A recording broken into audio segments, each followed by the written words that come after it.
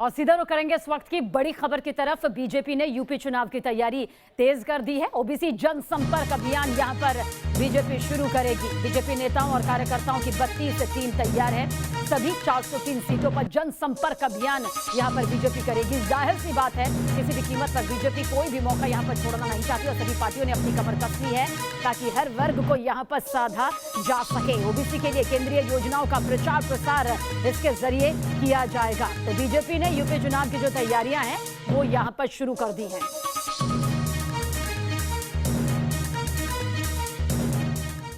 और अब खबर उस वामपंथी ब्रिगेड की से जुड़ी जिसे लेकर लगातार सवाल उठते रहे हैं। नया सवाल उठा है कि भारत के वैक्सीनेशन प्रोग्राम से जुड़ा हुआ।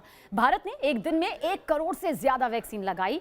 दुनिया भर में वाहवाही हुई, लेकिन सीपीएम के तमिलनाडु ट्विटर हैंडल से इस तारीख पर भी चीन की ही तारीफ जो है किस तरह से निकली, देखिए आप भी।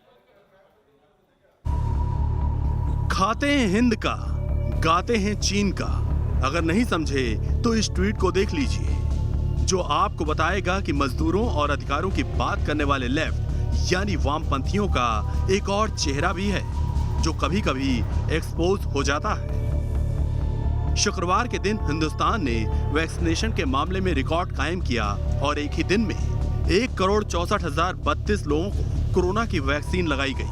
पूरी दुनिया ने वैक्सीनेशन के इस कीर्तिमान की तारीफ की, लेकिन मजाल है कि लेफ्ट के इस कथित झंडाबरदारों की जुबान से तारीफ का एक शब्द भी निकला।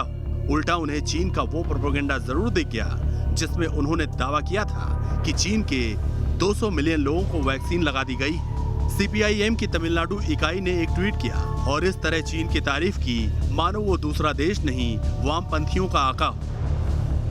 जिस चीन को दुनिया कोरोना का गुनहगार मानती है, उसका वैक्सीनेशन प्रोग्राम वामपंथियों के लिए मिसाल है। जिस चीन ने कोरोना जैसी महामारी को छिपाया, वो चीन इन लेफ्ट नेताओं के लिए हीरो है। जो चीन सालों से हिंदुस्तान पर दांत रखे बैठा है, वो चीन इस लेफ्ट के लिए कामयाबी की पहचान है।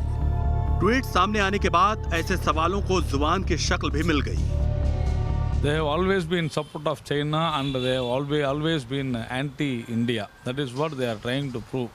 Whether it is war with China or now war with Corona, they are against India. They have proven it. There is no authenticated facts about the vaccination or any other thing related with Corona as far as China is concerned.